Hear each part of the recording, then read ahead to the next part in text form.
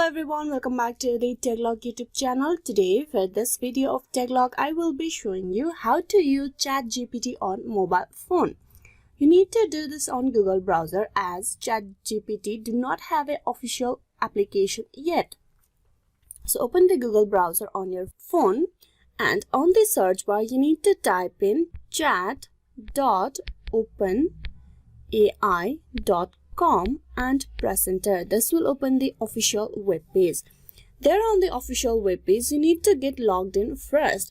Now to log in you tap on the login option, tap that, and to get logged in you need to provide the details. That is, you type in the email address first and then tap on continue. Now you type in the password and then tap on continue. And with that you will be logged in into the account of yours. Now you can use ChatGPT very easily in here. You can just type in the message and ChatGPT will generate the outcome for you.